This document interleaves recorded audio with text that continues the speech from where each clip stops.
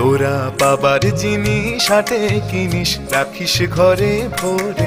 যারে যায় না পাওয়া তারি হাওয়া লাগলো কেন মোরে। তোরা পাবার জিনিস হাটে কিনিস, রাখিস ঘরে ভরে। যারে যায় না পাওয়া তারি হাওয়া লাগলো কেন মোরে। আমার নমস্কার দর্শক বন্ধুরা, আজকের বিষয় সহজ পাঠ। আবার নিয়ে এলাম সহজ পাঠ থেকে একটি বিষয়, পেজ নাম্বার 12, 12 পাতা। আমরা সবাই পড়েছি। খুব সুন্দর একটি কবিতা রয়েছে। ওইখানে মা পুকুর পাড়ে, জিওল গাছের বেড়ার ধারে। কোথায় হব বনবাসী, কেউ কোথাও নেই। ওইখানে মা পুকুর পাড়ে, বানানটা লক্ষ্য করার বিষয়। ওই খয়াকা দন্তনয়িকা ওইখানে, ওই খয়াকা দন্তনয়িকা ওইখানে, ঠিক 3 লাইন পরে ও হস্যই ওই, ওইখানে ও হস্যই ওই, খয়াকা দন্তনয়িকা খানে, ওইখানে ঝাউতলা জুড়ে। দুটোই ওইখানে, এটাই বিষয়। ওইখানে উচ্চারণ একই দুটোরই, আর এখানে বানানের তফাৎ রয়েছে। ওই আর এটা ও হস্যই ওই।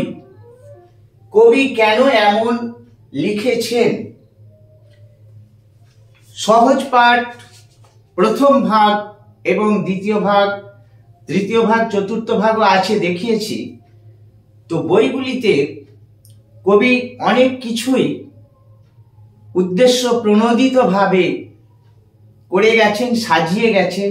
আমরা সবের অর্থ ঠিকঠাক খুঁজে পাই না। কি উদ্দেশ্য নিয়ে বিশ্বকবি এগুলো করেছেন, অনেকে নিজের মতো করে তার সেই ব্যাখ্যাটা দেওয়ার চেষ্টা করে, নিজের মতো করে। কতটা সঠিক জানা নেই। বিভিন্ন বিশেষজ্ঞগণ বিভিন্নভাবে নিজের মতো করে ব্যাখ্যা করে গেছেন।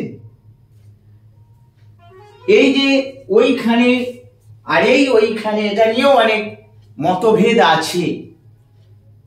তারই মধ্য থেকে দু একটি মতামত আমি এখানে তুলে ধরছি।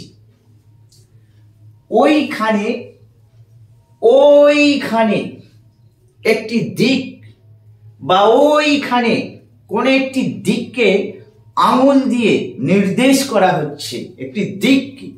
সেই অর্থে ওই ওই। আর ওইখানে, ওইখানে একটি জায়গাকে মেনশন করা হচ্ছে। ওইখানে, ওইখানে ঝাউতলা জুড়ে বাঁধবো তোমার ছোট্ট কুঁড়ে। একটি নির্দিষ্ট জায়গাকে নির্দিষ্টকরণ করা হচ্ছে। হতে পারে এই দুটো ওইখানে ওইখানে ওইখানে অর্থ হতে পারে, সঠিক কি জানি না। আবার কেউ কেউ বলছেন ওইখানে এই ওই আর এই ওই একই। ওই ওই লিখতে গেলে নাকি ও আর হস্যই লাগে, ও আর হস্যই মিলে হয়েছে ওই। দুটোকে একই সাথে দেখানো হয়েছে। আসলে দুটোর অর্থ একই। একটু আগে বললাম দুটোর অর্থ আলাদা। একটা দিক নির্দেশ করতে, আর একটি স্থানকে নির্দিষ্টকরণ করতে। আর কেউ কেউ বলছেন এইটি শেখাতে, ওইটা নাকি তৈরি হয়েছে ও যোগ হস্যই, এই দুটো মিলে ওই। অর্থগত কোনো তফাৎ নেই। এছাড়াও আরো অনেক মতামত রয়েছে, জানি না কোনটা সঠিক। একটু ভাববার চেষ্টা করবেন। আসল উত্তর যদি কিছু খুঁজে পাওয়া যায়, কেন দুই রকম ওই বানানটা লেখা হলো। আর একবার বলি, সহজ পাঠ দ্বিতীয় ভাগ, পেজ নাম্বার 12, এই কবিতাটা।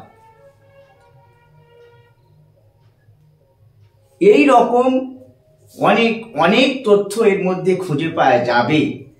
বইটা একটু ভালো করে পড়লে, একটু চিন্তা ভাবনা করলে উঠে আসবে যার উত্তরগুলো আমরা জানি না সঠিকভাবে। তবে বইটি খুব সুন্দর।